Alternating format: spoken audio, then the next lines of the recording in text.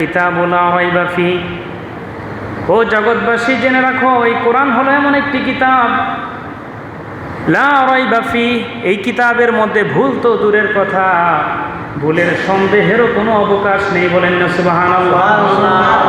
শুধুমাত্র তাই নয়, আরব ভূখণ্ডের তৎকালীন মক্কার কুফফারে কুরাইশ, তারা আরবি ভাষায় যথেষ্ট পাণ্ডিত্যের অধিকারী ছিলেন।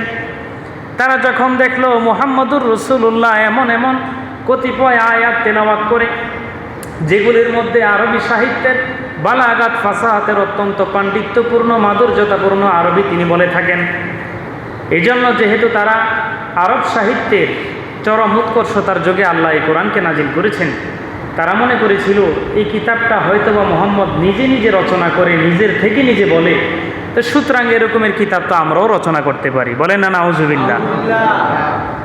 আল্লাহ পাক রব্বুল আলামিন তাদের মনোবাসনা পূরণ করার জন্য তখন কোরআনের মধ্যে চ্যালেঞ্জ ছুড়লেন, ও মক্কার কাফেরগণ, ও আরব সাহিত্যে উজ্জ্বল নক্ষত্রগণ, পৃথিবীর বুকে যারা তোমাদেরকে আরব সাহিত্যের পাণ্ডিত্যের অধিকারী মনে করে, আমি তোমাদেরকে চ্যালেঞ্জ দিলাম, যদি তোমরা পারো তাহলে এই কিতাবের, এই কোরআনের অনুরূপ একটা সূরা তৈরি করে নিয়ে আসো। বলেন না সুবহানাল্লাহ।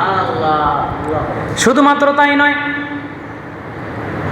যদি তোমরা এই সূরা তৈরি করতে তোমাদের কোনো সহকর্মীর অথবা সহপাঠীর অথবা কোনো বন্ধুর প্রয়োজন হয়, তাহলে কোরআনের ছোট্ট একটা সূরার অনুরূপ সূরা তৈরি করতে তোমরা পৃথিবীর যে কারো সাহায্য সহযোগিতার প্রয়োজন তোমরা নিতে পারো। দীর্ঘদিন পর্যন্ত গবেষণা হলো, আল্লাহ পাক রব্বুল আলামিনের পক্ষ থেকে আয়াতে কারিমা, জিবরিল যে আয়াতগুলো রাসূল পাক সাল্লাল্লাহু আলাইহি ওয়াসাল্লামের নিকট নিয়ে আসে, এগুলি নিয়ে মক্কার কাফেররা অনেক দিন পর্যন্ত গবেষণা করল। কিন্তু গবেষণা করতে করতে একটা পর্যায়ে তারা এই সিদ্ধান্তে উপনীত হয়েছে, মুহাম্মদ রাসূলুল্লাহর উপরে যে আয়াত, যে কোরআন নাজিল হয়েছে, এটা মানব রচিত কোনো কিতাব নয়, মানুষের পক্ষে এরূপ কিতাব বানানো সম্ভব নয়। এজন্য তারা সমস্বরে এক বাক্যে ডিক্লার দিয়ে দিলেন, লাইসা হাযা মিন কালামিল বাশার। বলেন না সুবহানাল্লাহ।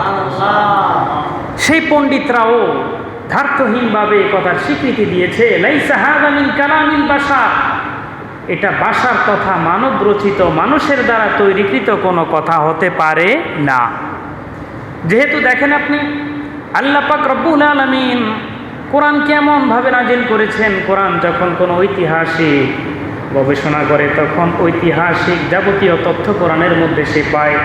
ইতিহাসবেত্তার খোরাকও কোরআনের মধ্যে আছে। যখন কোনো কবি কোরআন নিয়ে গবেষণা করে, তখন সে দেখতে পায় আল্লাহ পাক রব্বুল আলামিন কোরআনের আয়াতের এত সুন্দরভাবে অন্তমিল দিয়েছেন, শেষে এত সুন্দর মিল দিয়েছেন, প্রত্যেকটা আয়াতের শেষের অবস্থান হুবহু মিল আছে, শুনতে এক রকমেরই লাগে। কোরআন নিয়ে যখন কোনো বিজ্ঞান গবেষণা করে, তখন ওই বৈজ্ঞানিক এই কথায়, এই সিদ্ধান্তে উপনীত হয় যে কোরআনের মধ্যেই তার বিজ্ঞানের শত শত অপেক্ষিক তথ্য আছে। যেমনভাবে আমি একটা সূরা আপনাদেরকে শোনাই, আল্লাহ পাক রব্বুল আলামিন কিয়ামতের ময়দানে লক্ষ কোটি মাখলুকাতের সামনে নিজে যেই কোরআনের সূরাটি তেলাওয়াত করে শোনাবেন, সেটি হলো সূরাতুর রহমান। কোন সূরা? দেখেন কত সুন্দর অন্তমিল আল্লাহ দিয়েছেন, আর রহমান আল্লামাল কোরআন, রহমান কোরআন, মিল আছে কিনা? খলাকাল ইনসান আল্লামাহুল বায়ান, ইনসান বায়ান, কত সুন্দর শেষ মিল অন্তমিল। আশ-শামসু ওয়াল কমারু বিহুসবান ওয়ান নাজমু ওয়াশ-শাজারু ইয়াসজুদান, কত সুন্দর মিল। আবার যদি আপনি সূরাতুন নজমে যান, ওয়ান নাজমি ইযা হাওয়া মা দাল্লা সাহিবুকুম ওয়া মা গাওয়া, হাওয়া গাওয়া। আবার যদি আপনি সূরাতুল কলমে যান, সেখানে যদি তেলাওয়াত করেন, দেখতে পাবেন নুন ওয়াল কলামি ওয়া মা ইয়াসতুরুন মা আনতা বিনিআমাতি রাব্বিকা বিমাজনুন। বলেন না সুবহানাল্লাহ। শুধুমাত্র তাই নয়, কোরআনের প্রত্যেকটা সূরাকে যদি আপনি গবেষণা করেন, তখন দেখতে পাবেন কোরআনের মধ্যে কবির খোরাক আছে, ঐতিহাসিকের খোরাক আছে, বিজ্ঞানীর খোরাক আছে, দার্শনিকের খোরাক আছে, সব ব্যক্তির খোরাক এই কোরআনের মধ্যে আল্লাহ দিয়েছেন। বলেন না সুবহানাল্লাহ। এই জন্য আল্লাহ বলেছেন মা ফাররাতনা ফিল কিতাবে মিন শাই।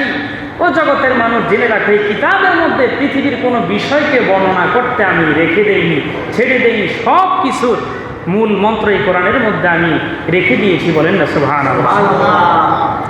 সম্মানিত সুধী ভাইরা আমার, এই কোরআন সম্পর্কে আল্লাহ পাক রব্বুল আলামিন পবিত্র কালামুল্লাহ শরীফের অন্যত্র বলেন লা তুহাররিক বিহি লিসানাকা লিতাআজালা বিহি ইন্না আলাইনা জামআহু ওয়া কুরআনা। বলেন না সুবহানাল্লাহ। ওহী নাজিলের প্রাথমিক অবস্থায় জিবরিল আলাইহিস সালাতু ওয়াস সালাম যখন আল্লাহর নবীর কাছে ওহী নিয়ে আসতেন, যে আয়াতে কারিমাগুলো জিবরিল আলাইহিস সালাম পাঠ করতেন, আল্লাহর নবী বেশি দ্রুত বারবার আয়াতগুলো উচ্চারণ করতেন।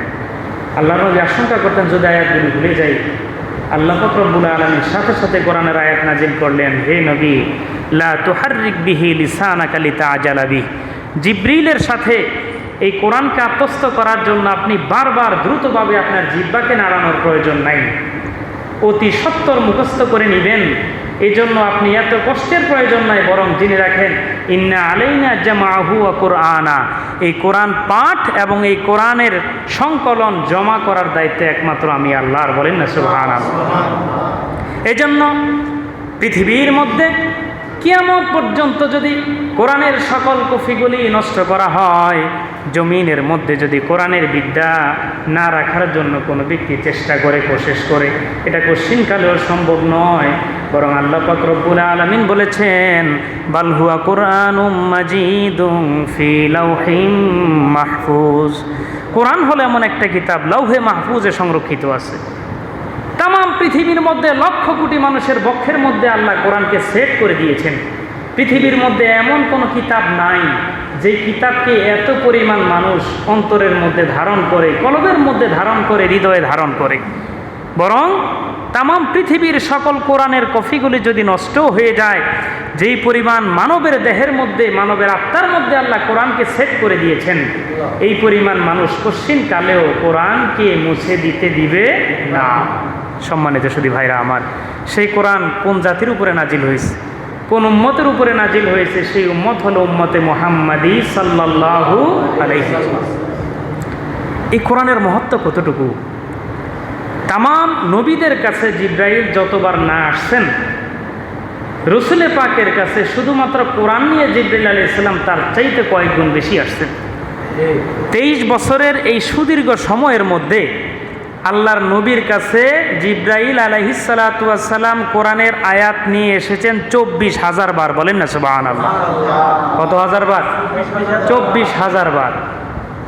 আপনি যদি তামাম পৃথিবীর সকল নবীদের জীবনী ইতিহাস যদি পর্যালোচনা করেন, কোন নবীর জীবনে এতবার জিবরিল আমিন তার কাছে এসেছে এটা কোনো ইতিহাসে পাওয়া যায় না। শুধুমাত্র তাই নয়, আমি আপনি যে নামাজ আদায় করি, এই নামাজটাকেও একবারে বাইতুল্লাহর পাশে রসুল পাক সাল্লাল্লাহু আলাইহি ওয়াসাল্লামকে থিওরিক্যাল, প্র্যাকটিক্যাল ভাবে জিবরিল আলাইহিস সালাতু ওয়াস সালাম শিক্ষা দিয়েছেন। বলেন না সুবহানাল্লাহ। আল্লাহর নবী বলেন আম্মানি জিবরিলু ইনদাল বাইতে মাররাতাইন। ও আমার উম্মতেরা, জেনে রাখো, যেই নামাজকে আল্লাহ পাক রব্বুল আলামিন তোমাদের উপরে ফরজ করেছেন, যেই নামাজের মধ্যে বান্দা এবং আল্লাহর মাঝে অটুট বন্ধন সৃষ্টি হয়, দিদারের মতো অবস্থান তৈরি হয়, সেই নামাজ জিবরিল আমাকে নিয়ে বাইতুল্লাহর পাশে পড়েছেন 2 বার। কয়বার? 2 বার। আম্মানি জিবরাইল আমার ইমামতিতে, তথা জিবরাইল আলাইহিস সালাতু ওয়াস সালাম ইমামতি করেছেন, রাসূলুল্লাহ মুক্তাদি হয়ে নামাজের প্রশিক্ষণ নিয়েছেন বাইতুল্লাহর পাশে 2 বার। কয়বার? 2 বার। তাহলে নামাজের প্রথম যে প্র্যাকটিক্যাল অবস্থা, ওইটা কি জামাতে ছিল না জামাতবিহীন ছিল? জামাতে ছিল। কিসে ছিল? জামাতে ছিল। জামাতে যদি না থাকে তাহলে তো ইমামতির কোনো কথা আসে না। একাকী নামাজ আদায় করে কি ইমামতির কোনো কথা আসে? এই হাদিসের মাঝে আল্লাহর নবী বলেছেন আম্মানি জিবরিল আমার ইমামতি করেছেন। তাহলে বোঝা যায় কি নামাজের প্রকৃত অবস্থান জামাতের সাথে সম্পৃক্ত। বলেন না সুবহানাল্লাহ। নামাজ পড়তে হবে জামাত বন্দী হয়ে, জামাতে শরীক হয়ে। কিন্তু এখন আমাদের জীবনে আমরা এতটাই অলস হয়ে গেছি, জামাত তো দূরের কথা, নামাজের ধারে কাছে অনেকে যাই না। বলেন না নাউজুবিল্লাহ। সম্মানিত সুধী ভাইরা আমার, পৃথিবীর মধ্যে ভালো মানুষকে, উত্তম মানুষকে এটার পরিচয় আমি আপনি যদি একটু পর্যালোচনা করি, তাহলে হাদিসে পাকের মাঝে রসুল পাক সাল্লাল্লাহু আলাইহি ওয়াসাল্লাম উত্তম ব্যক্তির পরিচয় দিয়েছেন। আমরা শুনতে রাজি আছি তো ইনশাআল্লাহ? উত্তম মানুষ কি, ভালো মানুষ কি? আল্লাহর নবী বলেছেন, খয়রুকুম মান তাআল্লামাল কুরআন ওয়া আল্লামা। পৃথিবীর মধ্যে যে মানুষ নিজে কোরআন শিক্ষা করে এবং যে অপরকে কোরআন শিক্ষা দেয়, এই ব্যক্তির উত্তম হওয়ার ব্যাপারে, ভালো হওয়ার ব্যাপারে সার্টিফাই করেছেন মুহাম্মদুর রাসূলুল্লাহ সাল্লাল্লাহু আলাইহি ওয়াসাল্লাম।